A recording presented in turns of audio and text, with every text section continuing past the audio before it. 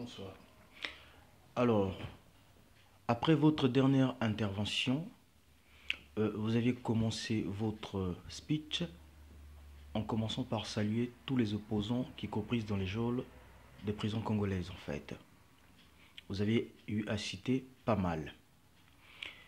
Décembre passé, Roland Gambou, frère cadet de l'ancien ministre, ancien candidat aux élections présidentielles du Congo-Brazzaville, dont Okombi Salissa, a trouvé la mort suite aux sévices subis dans ces mêmes geôles de la DST congolaise. Aujourd'hui, ce matin, nous venons d'apprendre le décès du colonel Marcel Nsoro, lui aussi ancien détenu politique depuis 2013. Alors, monsieur Lefoy, peut-on parler d'une peur sur la ville ou d'un musulman total des opposants? Parce que quand il y a mort, je me demande qui va prendre la suite. Est-ce Madame Ounari? Est-ce Parfait Kolela? Est-ce le professeur Bouaou? Qu'en est-il de la suite? Qu'en pensez-vous, monsieur Lefoy? Merci beaucoup de votre question. Je voudrais d'abord parler de la mort du colonel Nchourou. Je voudrais savoir si tous ceux qui sont incarcérés à la maison d'arrêt, ce sont des détenus politiques, parce que l'histoire de Nchourou a commencé bien avant les élections. Et puis encore, Nchourou, avant et après, il ne s'était jamais justifié des tueries du beach. Je voudrais savoir, est-ce qu'il savait quelque chose ou il ne savait pas quelque chose, parce qu'il y a des rumeurs qui couraient. Il est parti sans rien savoir de lui. Mais on sait qu'il était opposé à Sassou. Mais sur quel domaine? Voilà pourquoi je le dis, tous ceux qui étaient incarcérés à la maison d'arrêt n'étaient pas tous des détenus politiques. Je reconnais des grands détenus politiques. Moukoko, Okombi Salissa. Si je parle d'Okombi Salissa, au moins lui, avant qu'il ne soit incarcéré, avant les élections, il avait reconnu les erreurs qu'il a fait dans le passé avec Sassou. Voilà comment on peut respecter une personne qui reconnaît avoir fait du mal aux gens du Poulou ou à d'autres. Donc si je comprends bien, monsieur Lefoy Lankandi, vous n'apportez aucune affection face à cette nouvelle, le décès du colonel Marcel Nsoro.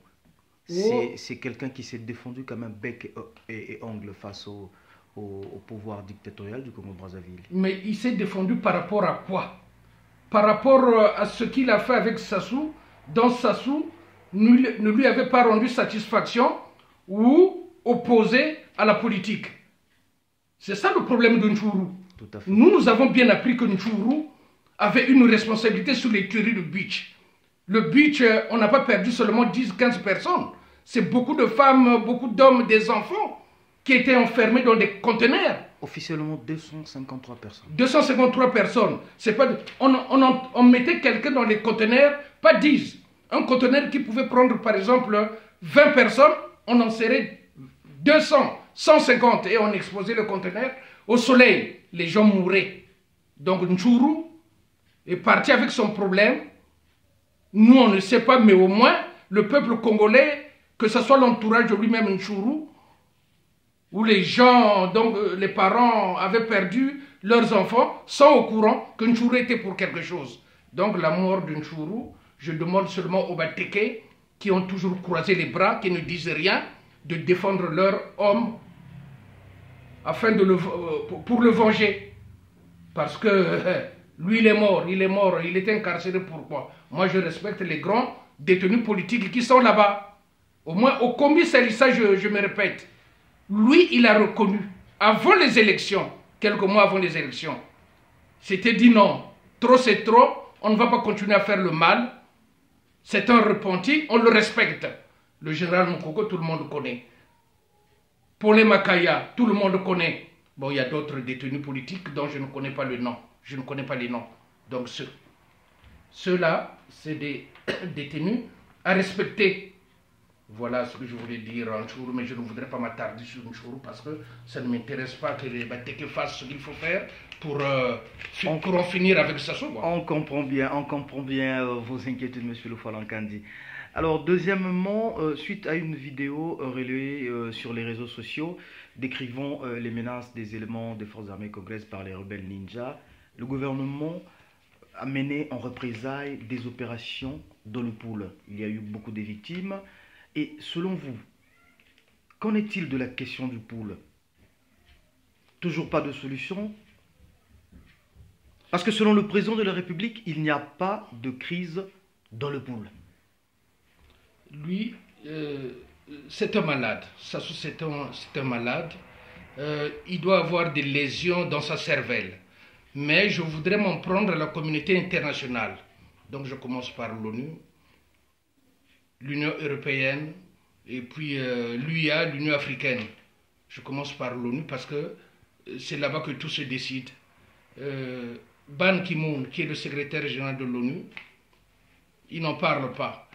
Les fonctionnaires internationaux qui travaillent à l'ONU, ils sont là-bas, ils sont envoyés en mission à Brazzaville.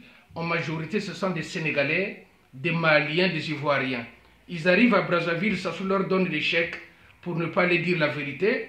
Ils se retrouvent chez Ban Ki-moon prend les dossiers, il les classe. Pour eux, tout se passe bien. Monsieur Hollande, il sait ce qui se passe. Il sait tout ce qui se passe, il ne veut rien dire. Il veut partir de la présidence sans qu'on parle de ce problème du Congo. Le peuple congolais, le monde est au courant, mais ça va le poursuivre. C'est M. Hollande qui est responsable. Je ne le répéterai pas assez, c'est M. Hollande et M. Manuel Valls.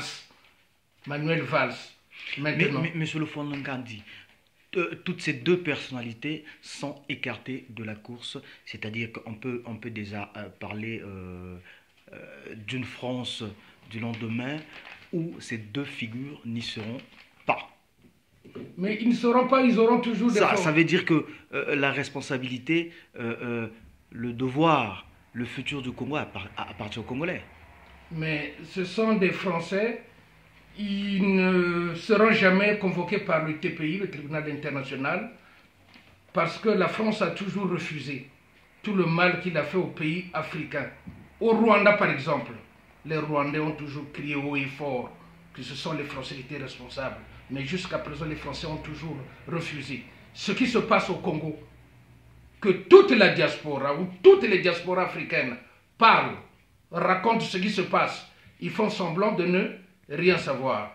Alors que Sassou, à l'heure où je vous parle, il continue à tuer. Donc je voulais dire, pour revenir à M. Hollande, il fait semblant de faire comme Sassou, il n'y a rien dans le pool. Il n'y a rien, il dit ça. Manuel Valls, bon, lui, François Hollande, je sais que quand il va finir d'ici mai-juin, il va se retrouver au Conseil constitutionnel, il fermera sa bouche, il ne parlera plus, comme l'ancien Premier ministre Laurent Fabius.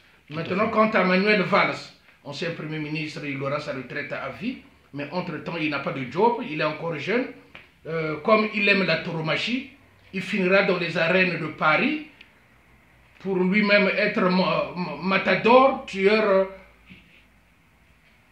de taureaux. Il aura avec lui un chiffon rouge qu'il brandira en permanence pour se battre avec les taureaux. J'espère qu'il se fera bien agresser par ces taureaux-là et puis il pensera aux morts du Congo-Brazzaville, plus précisément dans le pool. Donc pour attirer l'attention des prêtres, je voulais en parler aussi, les prêtres qui sont à Brazzaville, je voulais d'abord parler de Milandou et Portela. Je voulais savoir si le pape, leur pape là où il se masturbe, dans sa chambre, s'il est au courant, est-ce qu'ils font tout ce qu'il faut pour que le pape puisse en parler au moins une seconde ou 2 secondes pour que ça puisse attirer l'attention du monde. Portela qui cherche à devenir cardinal. Mais pourtant, il y a eu un émissaire du Vatican tout dernièrement au Congo-Brazzaville, reçu même par M. Sassou Nguesso. Mais l'émissaire, après les réunions, après avoir vérifié tout ce qui se passe là-bas, il s'est entretenu avec Milandou et Portela. Oui. Et alors, qu'est-ce qui s'est passé? Rien. Parce qu'il y a d'abord des rapports de fonctionnaires de l'ONU. Oui. Ils envoient des Sénégalais, des Maliens, des Ivoiriens, qui viennent seulement prendre leur chèque au Congo. Le représentant du pape, qu'est-ce qu'il va faire? Il ne va rien faire. S'il fallait faire quelque chose, ça fait déjà 2 semaines que ça s'est passé. Alors, il n'y a rien. Entre-temps, Sassou continue à tuer. Hein, cet enculé-là, il continue à tuer. Oh là. Je comprends bien vos soucis, vos Vous avez vu dans angoisses. quel état inhumanitaire qu'il a plongé ce pays, ce type-là? Tout à fait, les Congolais vous suivent. Mais c'est grave. On se demande à combien d'opposants politiques on est déjà. J'ai des amis qui vont en vacances à Brazzaville. Bon, pas beaucoup, puisqu'ils ont maintenant peur. Qui vont maintenant à Brazzaville. Mais quand ils reviennent, tu sais ce qu'ils me disent? Non. Que le peuple congolais est traumatisé. Le peuple congolais a peur. Même la personne qui était en vacances à Brazzaville, qui est revenue, quand il me parle, il tremble et il a peur. Des militaires partout, celui qui nomme, celui qui chasse, celui qui fait tout ce qu'il faut. Celui qui tue, celui qui donne des ordres partout. Mais le Congo n'est plus le même. Le Congo a changé. Il n'est plus le même. Et pourtant, ce que je n'arrive pas à comprendre chez nos prêtres là, Milandou et Portela. Et pourtant, en 1943, le pape Pie XII, il avait fomenté un complot avec ceux qui étaient contre Hitler pour tuer Hitler. Parce que Hitler était en train de menacer le monde. Donc, le pape Pie XII, il était d'accord qu'on puisse tuer ce type-là. Mais notre siècle-là, que nous avons commencé il y a 17 ans, notre siècle-là, mais le plus grand criminel du monde, c'est qui? Dites-moi, dans quel pays européen, dans quel pays américain? C'est ici, c'est en Afrique. C'est Denis Sassou Nguesso. Il est à plus de 50 000 morts en Afrique. Il est à plus de 50 000 morts dans le pool. Il continue à tuer. Le monde regarde. Le monde ne dit rien. Mais ça va s'arrêter quand? On se demande. Il y a des connards qui viennent à la télévision, comment on appelle, Asie, de Mpouya ou de Oyo, l'albinos, ils viennent contredire la vérité. Je ne comprends plus. Ce que je n'arrive pas à comprendre aussi, c'est mes frères de poule. Excusez-moi, je sais que c'est dur. C'est dur pour vous. C'est dur. Je ne suis pas sur place, vous qui êtes sur place. Hein. Je sais que vous êtes menacés. Vous ne pouvez pas sortir, vous ne pouvez rien dire. Le soir, on vous envoie des militaires. Ça, on le sait. Mais je vous conseille, et je vous le demande, d'être proche de Ntoumi.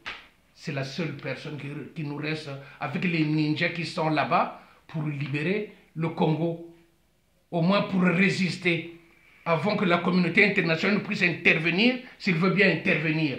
Sinon, c'est dur pour vous, je le sais. C'est dur pour vous. Monsieur le Folangandi, parlons des hommes du pool. Je fais allusion, permettez-moi, j'ai pensé à Parfait Kolela, ancien candidat aux dernières élections présidentielles, qui actuellement se retrouve ici en France. Qu'en est-il de la suite de Parfait Kolela? Vous savez, Il y a assez de bruit autour de Parfait Kolela. Vous savez, d'aucuns pensent que Parfait Kolela a retourné sa veste. D'autres croient que le combat continue, mais dans un chemin aussi calculé. Qu'en est-il de votre opinion, monsieur Lefoy? Vous savez, Parfait Kolela, à l'heure où nous parlons, actuellement au Congo-Brazzaville, il n'y a ni majorité, il n'y a ni opposition. Quand un Denis Sassou Nguesso nomme Parfait Kolela chef de l'opposition, est-ce que c'est lui qui doit nommer quelqu'un de l'opposition? Mais il n'y a pas de politique au Congo. C'est un bandit qui est au pouvoir, qui veut tout commander. Toi, tu es chef de l'opposition. Toi, tu es ministre. Toi, au Conseil constitutionnel. Toi, ici. Et tu es un tel. Ntoumi, il faut l'arrêter. Après, à la fin, quand il va taper tout le monde dans le pool, il va tuer les gens dans le pool. Il va arrêter Ntoumi comme il le préconise. Qu'est-ce qu'il va faire après? Il va amener les Ntoumi et Ntoumi à Brazzaville. Il va demander aux autres habitants du pool de venir sur Brazzaville, de faire le dialogue. Mais ça ne marche pas. Il veut d'abord détruire le pool. Il détruira le pool comme il veut. La communauté internationale ne fera rien. Et à la fin, je vous dis que ce type-là, il va demander qu'il y ait dialogue. Parce qu'il a écrasé tout le pool et personne ne pourra rien dire. Il prendra, soi-disant, les faux sages du pool, Chibambelela et les autres. Ah, c'est grave. C'est grave, je vous le dis. C'est grave, la situation du pool énerve là où je suis, même si on vient m'arrêter, je n'ai rien à foutre, parce que c'est Hollande et son premier ministre qui ont foutu le Congo dans la situation où il se trouve. Vous comprenez? Merci, monsieur le Frolankandi.